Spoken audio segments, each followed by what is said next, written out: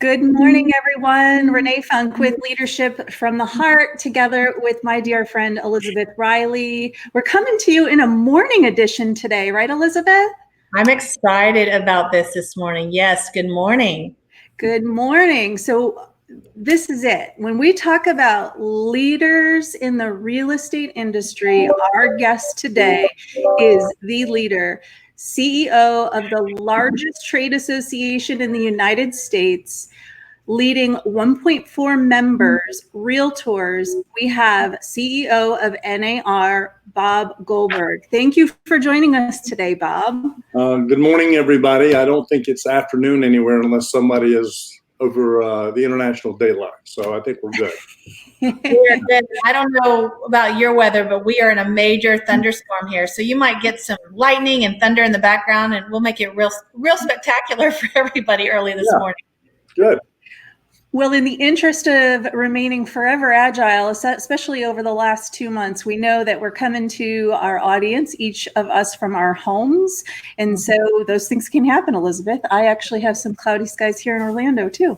And if you hear a dog barking, I'll take ownership of that one because my dog can't figure out why I keep hanging around at the house. So fun. I know they're all in confusion. Yeah. My dog's kids, it doesn't matter. We're all in this together. It's what we do. Well, we're excited to have you with us, Bob, and we know you have been so busy, especially with everything going on right now, and so we can't wait to really just dive in and dig a little deeper about what you and NAR are doing right now. Yeah, looking forward to it. So let's dive in and go right to it. NAR has been absolutely focused on making sure realtors have the right tools and resources available to us during a pandemic to not only support our individual needs as realtors, but to help us serve our customers. Can you talk about some of those resources with us today? Certainly, I think there's a couple maybe large areas to bifurcate. We are very, very active in our advocacy, which to help our members, and we can talk about that as a separate discussion. And then also real tools that members can use to help them, certainly during this chaotic and traumatic time. Back in March, it's now been 7 weeks that my team and myself, I went to our leadership team who have been phenomenal. Talk about elected leaders not picking the favorite time to serve. It's in the middle of this pandemic. But thankfully, we have got those great leaders, the 7 leaders that have been elected on our leadership team, because they too have been moving very fast and agile. And when we went to them and said, what can we do to give back to our members in this crisis? So we created a program called Right Tools Right Now. In fact, I really ask everybody go to nar.realtor/Right Tools Right Now, or RTRN. You'll get there. And what we decided was, how do we give many of our products and our services and education programs and webinars and financial wellness programs, how do we give back to our members so that they can actually help improve themselves, use tools that if it even helps them get one transaction, it's worth it. So we gave a majority of those. We have over 340 products and services and education programs in our Right Tools Right Now program. They change daily. We add new things all the time. The beauty of that is, and I'll give you some stats, we have had already nearly 115,000 members in 6 weeks take advantage of one or more of those products and services. To date, they've taken over 300,000 products and services and education programs, so far saving themselves about $13 million in value. So if they had all paid for these things, majority of these are for free. There are some that are at cost, but a majority are free. NAR would have collected $13 million. Our NAR affiliates have been very active. Great kudos to them, because they've stepped up and said, we've got education programs and webinars and the like. So they put those in the program. And our goal is to continually refresh, add, bring new things to the members. The most recent one that I'm extremely proud of our leadership team and NAR's finance committee, we added a telemedicine program for our members. If you watch the the broadcast, the coronavirus updates, the Surgeon General, Dr. Fauci, Dr. Bricks, every one of them talk about the importance of, if you have access to telemedicine, use that as a first step. Because instead of running into a doctor's office, which many of us are scared to do anyway, or to the emergency room, talk to a doctor online, like we're doing here, and have a video access to it. So many of our members, we found, did not have access to it already through their doctors or through any other programs. Medicare does provide it for the most part with most of the participants. Some of our members that already have insurance programs may already have it, but we wanted to make sure every member had access to it. So we dipped into our reserves, spent a considerable amount of money, and the program that we're offering, our members and their families can sign up and get 2 months for free. Now, the sign up for that ends May the 31st. So there's less than a week left to get that advantage of the 2 free months. But the beauty also of this program that we negotiated is that members and their families can get this program even after the 2 free months for just $7 a month for their families. We don't make any money on any of this. It is a total pass-through back to our members and their families. Kids up to 26 are also covered, even if they don't live with you. My under 26 came back to live with us. So that's a whole different story for another segment about the boomerang effect of what's going on. But the beauty of the telemed program is, again, if you think about it, we've already had over 30,000 members and their families sign up for this. We get great feedback and testimonials that someone said, hey, I couldn't get in to see my doctor, but I got a telemed doctor 24/7, 2,300 physicians that are part of the program. One of the best things that we felt we could do on behalf of our members, because the thing that we care the most about is the health and welfare of our membership. And I think that is just one of the great things that our leadership, to their credit, because when you're talking about, hey, we're going to have to dip into reserves and pay for a program like this, and yet at the same time, there was no hesitation. They're like, we got to do something like this along with our Right Tools Right Now program with all these products, give something back to the membership. It's pretty impressive, the opportunities and the tools and the resources that you provide. 1.4 million agents across the country. That's not a small group of people. And so to see the amount of resources you provide, and even here in my local community, we had our CEO, I'm in Austin, Texas, and my CEO, Emily, who is fantastic, to see that leadership and to see leadership on a local level, but not only that, but a national level step up is impressive. But to see how quickly y'all did it is what's really mind-blowing to me. And it's hard to believe it's been 9 weeks because it all kind of rolls together. But before we all got on, you were just telling us kind of how NAR stepped into this so quickly. And so can you tell us a little bit about that? Because it's so impressive what you're offering us, but again, how you saw the need almost before it happened, but the timing was impeccable. No, yeah, and thanks, very much, Elizabeth, for the question, because, one of the things that our leadership and our staff pride ourselves on is that in this day and age of technology and all that, you have to be nimble and agile and fast. And that's one of the things that I felt was important when I was hired in as the CEO now almost 3 years ago. And we talked about we need a new way of engaging and helping our members. So in really the first week of March, when the talk of a potential pandemic was happening, you were seeing places around the world talking about it. My senior team and myself had a conversation, and we decided, why don't we do a test in case the worst thing ever happened, because it will never happen. It will never happen. That we're going to have to all work remote one day. So we took 2 days off from going into the office, but everybody had to work from home. It was a requirement. We all had to be remote, and we wanted to test the capabilities of our organization, our telephony systems, our infrastructure, the ability to handle with our call centers. So we told all of our folks at our call centers, go home. Let's see how that works when we forward off phones with our electronic systems. And we did 2 days of test. We candidly found where there were holes, and we worked immediately to start plugging those, because we knew that worst case was never going to happen, but we might as well be prepared in case it ever did. Right. Lo and behold, 2.5 weeks later, as this thing started picking up steam and the terrible situations, and then suddenly the mayor of DC issued a stay-at-home requirement, shelter in place.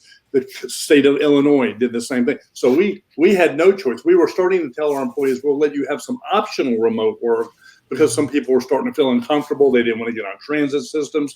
So over the next couple of weeks, it was an optional thing. Then when it was mandated, we were all forced, 350 plus employees of NAR were forced to be remote working. And we had already moved past the what happens if this doesn't work type of thing. So to give you a flavor of just how effective it is, and I am really blown away by this. We have 2 call centers that are on behalf, that we serve on behalf of our members. And we have one in Chicago and one in Omaha, Nebraska, because there's always a call center in Omaha, Nebraska. So we have people there as well. Those member support representatives, to give you an idea, today take nearly 4,500 calls a week, and they're all remote. And the systems work great. We had invested in a telephony system so that in our call centers over a year ago, we had the opportunity to have the best technologies available to us. So to think about the fact that those member support representatives are able to support our members and put them first on the agenda, that's very, very important. And I can give you all the hotline number, because if any members want to call it, it's on any of our products or services. We have a line just for COVID information, the CARES Act information that we've been instrumental in driving with Congress. And so any members can call that. That number is 1-800, and I have to read it because I apparently on one of these gave the wrong number. I started getting, my phone was texting all over for my employees that were watching. So it's 1-800-874-6500, 1-800-874-6500. That is our NAR COVID-19 hotline. And then we also have a text line to get information on what's going on with the CARES Act, anything going on with that, or what's happening in Congress that impacts you all as members. You can text COVID-19, so COVID-19 to 30644, and you'll get regular text updates as to what's going on to keep you informed about things that are happening with CARES, the pandemic unemployment assistance programs, anything like that we're very active and engaged on. That's what those contact numbers are for. It's very impressive to see the agility that I agree with Elizabeth, that the agility that the entire organization and leadership had during these times. 1.4 million realtors. It's very impressive. What kind of long-term adoption do you think you'll see as far as remote accessibility within NAR and the operation of NAR? And the reason I ask the question is, as realtors, I'm a team leader in Orlando. Nearly every day we're having conversations with our agents around how will we be continuing long-term adoption as it relates to how we service our customers now that the consumer has adopted technologies that will allow us to improve our service. You were so agile through that. What lessons are you learning, and what's the long-term adoption of how NAR will remain remote? Yeah, well, we're already working on our come back to the office plan. It's not going to be very immediate, but I think this medium is going to be our new norm. It's not going to change. My hope is, yes, certainly we'll have employees back engaged, but the engagement with the members, when I came in as CEO, one of the big things I talked about is I wanted to be a different kind of CEO. I wanted my staff to be different, about serving members first.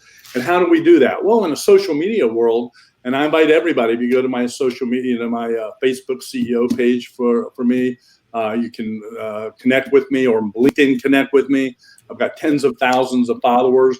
I engage, I go out, I've been meeting with members, because it's the importance of listening to what our members have to say. Our leadership team, exact same way, engage and lead. Well, when this pandemic happened and is occurring now, we've been doing a lot of these kinds of events. And you talked about Elizabeth, Emily, who I know really well down in Austin. I think what our members are also seeing for the first time is that we'll do a lot of these events where you'll have the local association executive, the state AE, and NAR's CEO there. And with our leadership. And finally, members are saying, wow, now I get what the 3 levels of the organized real estate do for me at the local, state, national, because we're the furthest mouth in the food chain. We're three removed. And now our members are engaging with us and our states and locals together. And so to give you an idea, I mentioned it before we got on air here, we did a Leadership Live event on Facebook Live. And we had 16,000 people watching us live at the moment, but over 100,000 views the next day. Yeah. So what it means is more and more members are engaging with us. They're able to ask us the questions they feel that are important to them. And I see what's going to happen is that there will be a hybrid model on everything that we do. I can get to more places, to more of our members, and engage and listen to what they have to say. They can ask us questions. I'll give you just last week, we had our mid-year, our legislative meetings. And those are in person. We're very involved on going on the Hill to push the Realtor Party and the legislative agenda. That's important to every one of us. Typically, we'll get 8,000 people in DC. So our largest event I think we've had was 12,000 many years ago. But 8,000, we had 28,000 members register and participate. And you think about that. That's actually larger than our annual convention, which typically gets 20 to 25,000 people in person. So I think that we're going to start seeing more of these types of events where we'll engage. We meet weekly, to give you an idea, with all the state association executives. So in Florida, Renee, Margie Grant, for example, and in Texas, Travis Kessler, my peers in different states. All 50 of us and our staffs meet every single week to talk about issues that affect our members. And then you scratch your head and you say, well, why weren't we doing that before? It's just so easy to engage. We've had Facebook Live events with members, with local association executives and local elected leaders from NAR. And we were like, this is so easy to engage with members, and our members do want to hear and all that. So I think it's really going to be, as we go forward, it's going to emulate how our business runs with our members, with their customers and consumers, where electronic and virtual will be a key component of what we do. It won't go. I don't think anything will ever go back to what it used to be. I think that this has just accelerated what needed to happen anyway. Well, you're speaking our language, Bob. So Elizabeth and I are part of a brokerage that runs remotely. And I will say that on the business side, one of the moments that we didn't have anxieties when we woke up in mid-March and didn't have to make a decision as to how to pivot internal operations, because we've been running that way for several years. One of the 2019 statistics from NAR was mentioned that 48% of real estate firms say their number one challenge over the next 2 years will be the rolling out of additional technologies and adoption of technologies. What are your thoughts on now with what we've experienced? Do you feel that will still be the case? Do you feel real estate firms will be more challenged or less challenged? What are your thoughts on that? I actually think they're going to be less challenged because in order to survive and advance and move forward, this is just forcing the issue. 10 years ago, and this was one of the areas I used to run at NAR before I was promoted to CEO, is that we've been heavily involved at NAR on technology. We have a group that I created called the Strategic Business and Investment Technology area, where we are looking at what are the new technologies that we need to provide in the industry. A lot of people don't realize this. 10 years ago, we started an entity called Second Century Ventures, of which I used to run that. That is an NAR wholly owned subsidiary, that's technology company. We have a program called the Reach Accelerator, where we have many companies that we have equity investment in. So let me give you an idea. 10 years ago, we invested in a company called DocuSign, one of the first investors in that company. Well, it's a multi-billion-dollar company. We still hold shares in that company. We're very involved with DocuSign. We helped with regulators on the Hill get e-signatures to be valid in real estate transactions because it wasn't used a lot. the surprising part is we have 112 companies that we have equity investment in technology. 112. We talk these days about the importance of virtual closings for our members. Well, not only can you use DocuSign, we're actually equity investors in 2 notary companies, Notarize and NotaryCam, that are remote online notary companies. We invested in them years ago because we kept saying the world's going to change. We didn't think it was going to happen because of a pandemic, but we're finding that members, literally hundreds of thousands of members, take advantage of those many 100+ companies that we have equity investment in. And the reason we did that, and it gets to the heart of your question, Renee, which is we felt that with so many different technologies and influences in our industry, many of them want to come into the industry to disintermediate, to say we want to take the role of the realtor away. So NAR said, how do we get realtor advocates that are technology companies where we have an opportunity as an industry to influence how they work with our industry? So how do you become realtor advocates instead of realtor adversaries? So the 100+ companies that we are that we have investment in terms of in equity play, and a lot of it's not a lot of it equity. It's a chance to help influence and help those companies be successful with our members. To say organized real estate is your friend, and you can either do it with us or you're going to be outside. But we'd rather bring you in under our tent, expand our tent, get more companies involved with more of our members.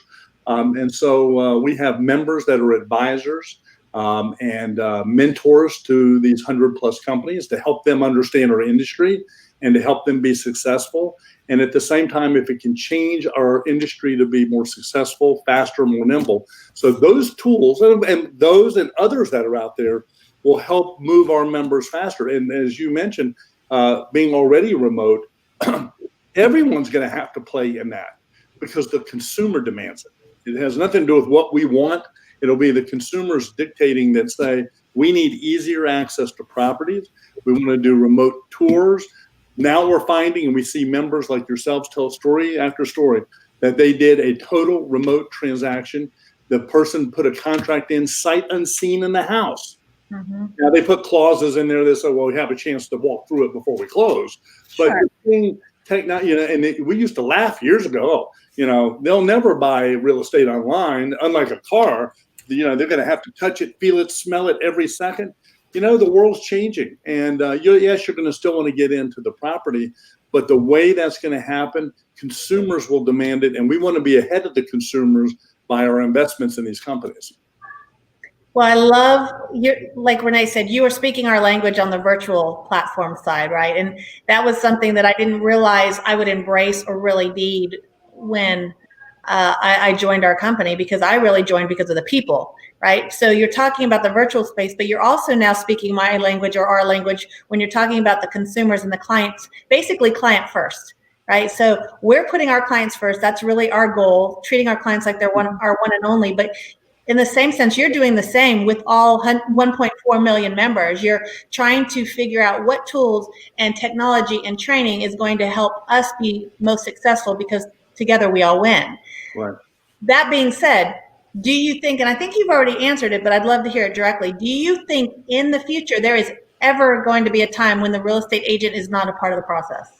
No, I think they will always be a part of it, because at the end of the day, no matter what technologies are out there, and look, I've been in my background before I even came to NAR, as I was in the technology business. I was in MLS, one of the early players in MLS development of products. I was on the first team that ever did an online photo back in the 80s. Technology is simply an enabler. I mean, it always has been an enabler. So real estate professionals will always be key to a transaction, because consumers need someone that is the subject matter expert on the transaction, the community, the neighborhoods, all the value proposition that realtors do bring to the table. Back in the 80s, when I first got into this industry in the early 80s, there was always talk about, well, what realtors do is they put a sign in the yard and have an open house and put your property in MLS. And the truth is, if that was the value proposition, then we were going to get replaced. So years later, I was on the founding team. NAR recruited me in the mid-90s to be on a team. I was one of the senior executives that founded Realtor.com. There was about 5 of us that were on that team. Our leadership was very much involved with, at the time we had a president, Billy Chi from Hawaii, who was a very, very strong visionary. And we all, with NAR and our staff, said, why don't we put listings on, at the time in 95, and you nice ladies are way too young. It was called the Information Superhighway. They didn't call it the internet. And we took the lead in 1995 and said, why don't we take members' listings and put it online so that consumers can see it unfettered? Because if we don't do it, someone's going to do it and charge consumers and to get access to properties. Why don't we just put it out there? And I will tell you, it was heresy in 1995 to turn around and say, we're going to take all your stuff from MLS and put it online so everybody can see it. We would have members that said, well, you're killing our value proposition because we're the only ones that are supposed to know that. Well, thank goodness that Realtor.com started this, because if you look at all the players that are out there with the portals, whether you love them or hate them, because we see every attitude out there, the reality is, look at every other information portal that's out there, automobiles, jobs, they all charge per listing to be up. The reason no one charges to put your listing up is because Realtor.com, an NAR influence site that we started, has been free for members to put your basic listing up. Now, if you want to buy add-on products and services, and whether you'd like to do that or not, that's a different issue for different discussion. But the fact is, with Realtor.com being free for our members to put your listings up, starting in 1995, even today, that's why Zillow is free. That's why Trulia is free, because we set the market as a baseline. And so other verticals, and like we said, you go to furniture.com, you got to pay to put furniture listings up. So it was a free model, or what we call a freemium, because if you want to buy add-on products. But the fact that we decided to do that early on was that we felt it was important that we had to advance the industry. And I think that we still have to continue to do that. And because there's been discussion about, well, what are the influences of all these new models that are out there? Are they going to replace iBuyer? Is that going to replace the industry? Well, interestingly, the test for iBuyer, which by the way is not even, I think it's around 5% of the entire industry. There's always new models in this industry. And I am reminded by veterans like yourselves that have been in this industry for a long time that, some of the major franchises 30 years ago were saying, if I can't sell it, I'll buy it. So the idea of iBuyer is like, well, yes, there are different people behind the capital on this, but this industry has always been used to different players, different models. And yet we continue to drive the industry forward because consumers still want to talk to somebody, in most cases, about understanding the elements of the property and the community itself. The most important thing we can do is continue to give the information to the consumer and then be the expert to help support them through that process. It's been a focus, the way Elizabeth and I have both run our business and many successful realtors, is to not fear the technology. The technology is a tool. It's not the relationship. The technology is a tool. Let's fill our tool chest with as many technological tools as we can, is the way we like to think of it. So we're grateful for NAR for sharing that same mindset and making sure we have access to all of that. Renee, you said a key word about, not being fearful of it. The first speech I gave when I became CEO was the importance of being fearless, not fearful. And we shouldn't have to feel fearful because we have the tools, we have the arrows in our quiver to say, look, we can do more for consumers. And I think that's why still the majority, by far the majority, 90+% of all real estate transactions work with one of our members. That tells you that is still an important facet of a real estate transaction. Okay, so on the topic of real estate listings online, let's dive in. We'd like to hear your thoughts around clear cooperation. We have an audience of both realtors and our consumer audience. Some may or may not know what clear cooperation is bringing to our industry, but Elizabeth and I would love to hear you kind of dive in and give us your thoughts around that more recent policy. Yeah, so the policy as it stands basically says that if you're going to actively market a property within 24 hours, it's got to be put in the MLS. Now, the driver on that, and I always love when I get in this question, because people are like, why did NAR do this? Well, let's remember who NAR is. NAR is all of us.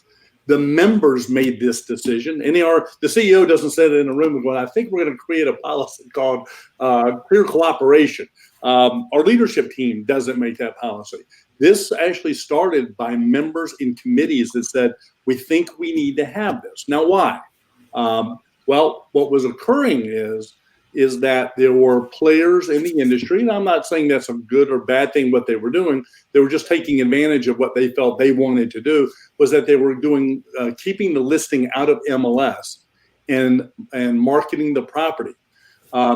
We felt with our members, and the members drove this, that the fairest thing to do for a consumer, this is the most consumer-friendly thing you could ever do, is say to somebody, look, the consumer wants their property marketed to as many people as possible. That's why MLS was created, for easy cooperation in selling and buying a property. So this way, by saying that, okay, if you're going to market it, put it into the MLS so everyone has access to it instead of a limited audience. That gives the seller an opportunity to get the most, not only exposure, but if it ended up in situations where there's a bid on a property, the most people have the opportunity to see it. It benefits the seller as well as the buyer having access to properties. And so it was just a way to make sure that it's pro-consumer, everything that the realtors are doing. And the deadline, I think, was May 1st to get everybody up and running. And I think mostly across the country, we've seen that that's fully complied with and full agreement that made sense when you look at it from the consumer's perspective. One of the challenges that we've had, and I think this may address it too, is Texas is a non-disclosure state, right? And so with that, you don't have to disclose the property or the sales price or any of the data or information.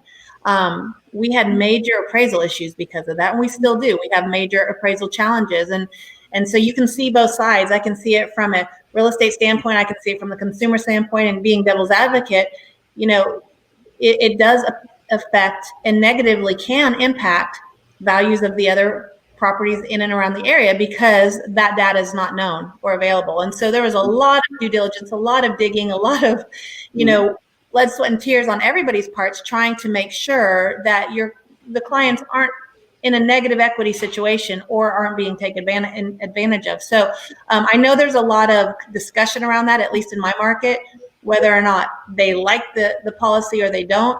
I think there's a case for both.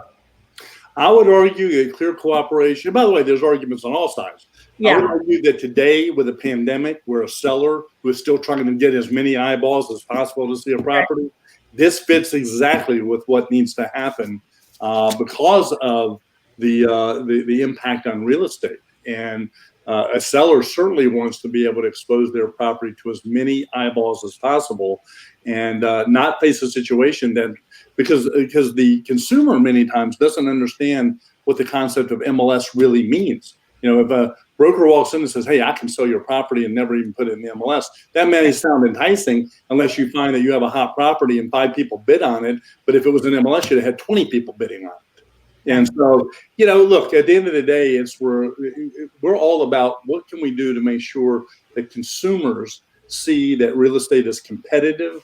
It provides the most opportunity for most people. And that's really why the members drove the importance of this clear cooperation policy. Well, we know we effect, so it'll be interesting to see how it all plays out in the next 30, 60, 90 days, along with the industry as a whole, not just that policy. Yeah. We fully support the clear cooperation policy. One of the areas that felt as though it was a bit of a speed bump, though, with it was, my opinion is that realtors often don't fully embrace being marketers in the field of real estate. in order to be a marketer, that doesn't mean you just put a property on the MLS. There's obviously additional steps that go into the preparation and to the true marketing of the sale of that property. In our local board in Orlando, we have an option, and we do have a way that we can extend that out. So when we sign a listing agreement, it doesn't, we have ways we can allow more padding. But the challenge we found initially was within 24 hours, that gives a realtor no time to prepare, right? No time to really actually do a phenomenal job on the marketing side. Do you ever see a time where maybe there would be more padding from the time that a listing agreement is signed to the time that it needs to go on the market to give the realtor time to properly market and prepare? Well, I think the key is always the devil's in the details. As soon as you get a listing agreement, if you're starting to market it, then you have 24 hours to put it in. But that doesn't mean that you have to start marketing it at that moment. That means you can create your plan and what you need to do before you actually execute it. Good reminders for sure. By the way, that's not my dog. So. That was mine. I was like, and he's supposed to be like way on the other side of the house. So the fact that you can hear him is crazy. Okay, so lots of changes going on, lots of businesses, industries being impacted. What do you think, if any, do you think COVID's going to have long-term? What impact on the real estate market? Well, I think as we talked a little bit about it, I think there's going to continually be the added pressure of making it easier and more convenient for consumers. Now you're seeing, I know firsthand because my daughter's house is up here in the Washington, D.C. area.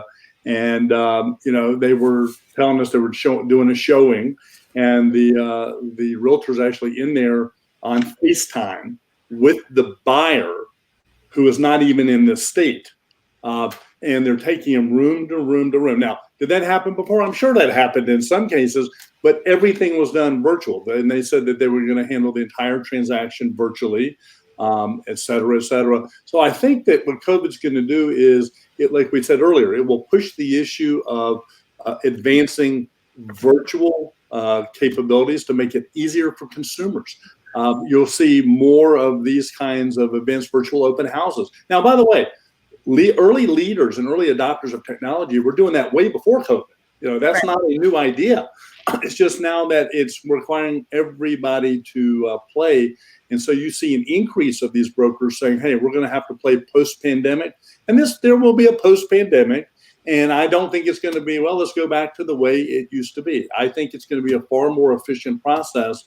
And so I think the tools and the technologies and the advancements that the industry is going to continue to make will continue to be there. The fact that our members are independent contractors for the most part, that our brokers compete against each other, there will always be the new innovators and the new ideas to take advantage of a post-pandemic situation with even more tools. And I saw not too long ago, right before this, I was looking at a lab that Realtor.com has. They're part of a company called Real Estate Australia, and Real Estate Australia (REA) has a percentage ownership along with News Corp and Realtor.com. And when several of us went to look at REA's headquarters, they had this phenomenal virtual technology. Now, that's not a new idea, virtual technology, but they actually have done things where you can go room by room, et cetera, from where you are. And even advanced technologies that I just saw not too long ago, even have a mask where you can smell the kitchen, you can smell the house, and it's not fake stuff. So I think you're going to see things where we say, wow, that's really, but no one's going to want to do that. I think people will absolutely want to do that in the future to narrow down and to make it more efficient so that our members will be showing what the consumers really want in an easier, faster. And, in the past we used to say, well, that will never happen. Well, we didn't think any of this would be what we would be doing either. And I think that will be the new norm. Never say never, right? Right. Yeah. Bob, what advice would you give to the real estate leaders of tomorrow? I would say always plan for the unexpected, because that's what life is. Number one, don't get set in your ways. Two, I think you need to be a passionate leader and an empathetic leader. if nothing else, what this pandemic has shown us is how our members and our employees at NAR, and what we see all around the country, and it's not unique just to us in this industry, the fear and terror of worrying about your family, and what does that mean, and how does that impact me, and how do we put food on our table, and realizing that the worst can happen. Typically you think economic slowdown, and you say, wow, well, that's going to take, kind of like in the 2008, 2009 timeframe. That was a gradual slowdown of the economy that had severe impacts. This was one where we were going 150 miles an hour as an industry, and it basically went to zero. And as we're starting to come out of it in terms of businesses starting to try to get back to some normalcy with lots of modifications, leaders, I think, need to just say, look, you have to move quick. You have to be open to new ideas. Trying something is not a bad thing. Be open, but be empathetic to what people are going through and look at it from their perspective, not just your own. Those are really great reminders. I love that you pointed out leadership with empathy. Elizabeth and I have we're very honored to have spoken to a lot of great leaders on this show over the last 70 days. And one of the most common mentioned feelings is to remain in grace and empathy, right? And I think that even with realtor to realtor communications, and as you're navigating through transactions, there's nothing more important than understanding that not only are the realtors working through their own situations that they're dealing with in their homes, but our buyers and sellers are navigating things as well. So empathy and extending grace really couldn't be more important now more than ever. Absolutely. Okay, well, we have to say, and I speak on behalf of Renee, that we are just so grateful that I know you are pulled in a million different directions, especially right now, and with such an organization that you run. But we are so grateful that you took time with us, but also your leadership, right? And as the industry, and we're involved in this, and to see our leadership, like I said, locally and on a national level step up, it makes our jobs easier. And it makes us realize that we don't have to worry about all the, I don't want to say little stuff, but the little stuff. I mean, it's almost overwhelming with the amount of resources that we have. So you don't even know, Renee talks about her tool belt. Yeah. Yeah. Well, you don't even know which tools you want, but it's fun that you get to know it. It makes the most sense. So one question though, so we appreciate your leadership and we appreciate all you're doing for our community. One question that Renee and I always ask our leaders that come on with us is, what does leadership from the heart mean to you?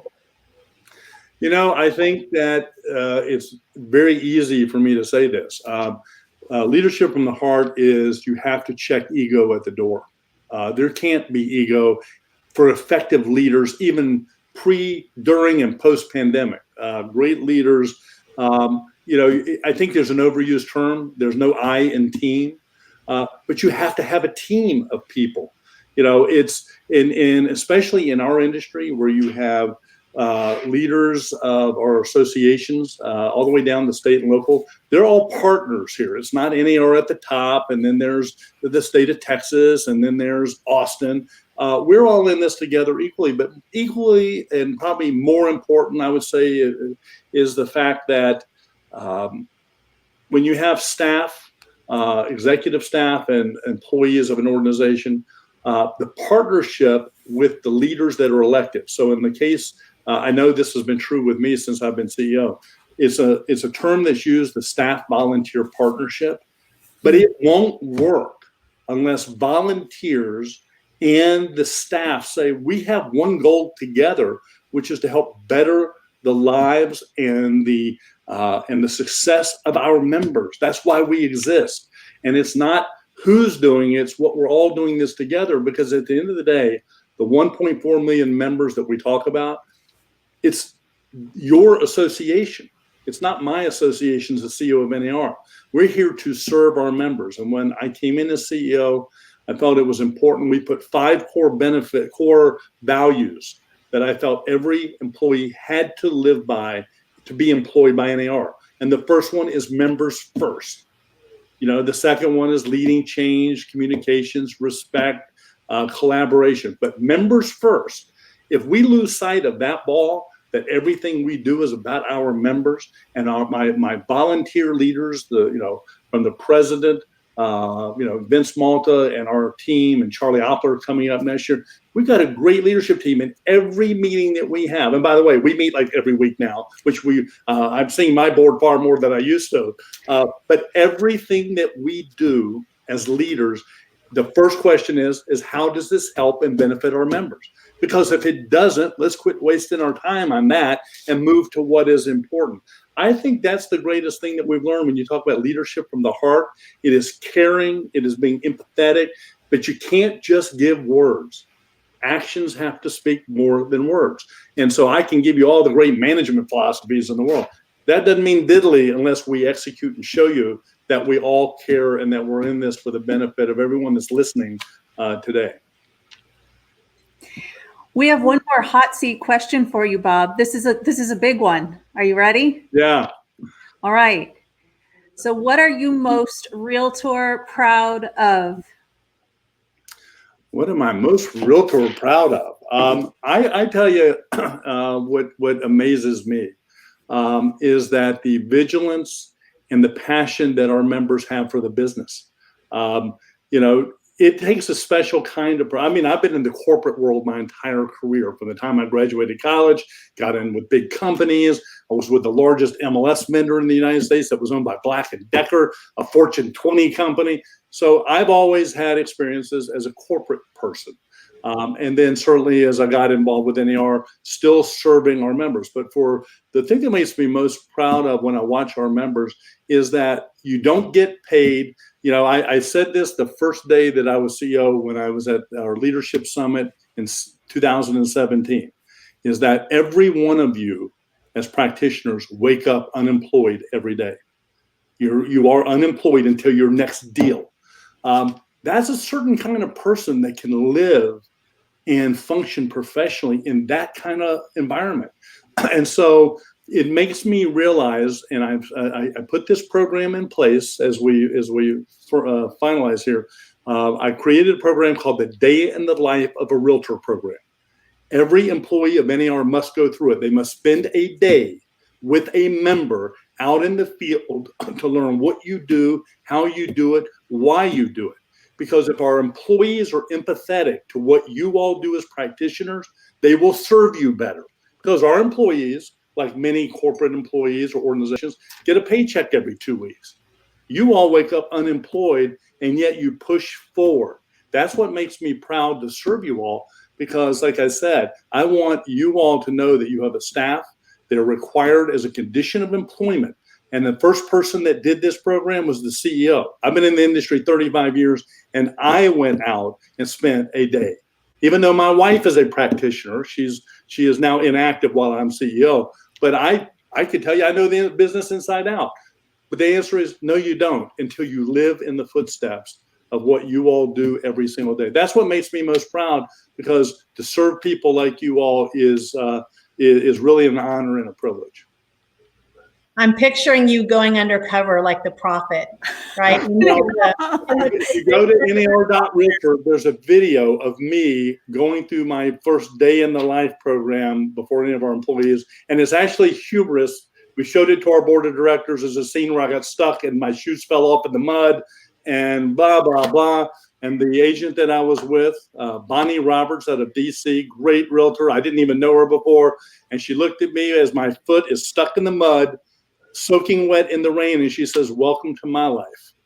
And I think I'll go back to CEO. Go back to NAR.realtor and check out the video of me as the CEO doing a day in the life of realtor program. And we still run that every single year, and it's a condition of our employment for every one of our employees.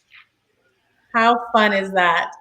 Yeah, I have to say, so I don't think I knew I was going to learn as much in this hour about the resources and the day-to-day operations of NAR. I really am surprised and so impressed by the level of service that you all are providing for us.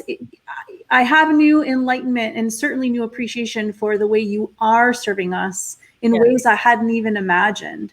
If anyone who's watching has learned something, love for you to drop a comment in and share what you've learned, because Bob, just thank you. Thank you for all that you are all doing for us. Well, I appreciate that. We do have great resources for our members. And one other thing too, if you want to follow me on my CEO page or my LinkedIn page, I have gotten almost 50,000 direct emails and texts, and I answer every one of those personally. Every one. People keep thinking I have a ghostwriter. How do you do all those? Well, before the pandemic, when I was always on planes going places, I'd be using Wi-Fi and sending 20, 30, 40 responses a day. But I am very, for those of you that are in fact following me or have ever sent me a question, I hope you will all be able to say, that I respond to everybody. I used to say I will respond within 24 hours. Then, of course, I asked for what I got, which was so many that I said, okay, well, I'll get to you within 2 or 3 days. But I always do respond. I don't have a ghostwriter. I'm extremely accessible. By the way, so is our leadership of NAR. And that's a big change for NAR too. Not that they didn't want to. We have so many tools that every one of our 7 leadership team members, and you'll see them on NAR.Realtor, are so caring and accessible. We want to listen to what our members say. And I always end all of my conversations with, there's a reason that God gave us 2 ears and 1 mouth. And that is, we should listen more than we're talking. And just know that we are here to help support in any way we can. Well, we appreciate your leadership. And I will attest to the fact that you respond, because I got an email from you and I was like, oh my goodness, I was expecting an assistant or somebody else to respond back. And so, just like Renee said, we've learned so much in this hour about NAR and the tools and resources. But more than that, we've learned so much about you and your leadership, and we're in good hands. So thank you so much. Well, it's been my honor and privilege. Thank you. We appreciate you. And I have to say this too, on the technology side, you're talking to 2 very technologically advanced realtors, a part of a very tech forward thinking brokerage. Thank you for making sure that NAR stays focused there. And thank you for really being so forward thinking on the virtual remote accessibility, because it will change the future and give efficiencies in the way that we serve each other in our business. Absolutely. Have a wonderful day. Thank you all. I appreciate it. Bye, Bob. Take care. Bye-bye. Thank you. Bye.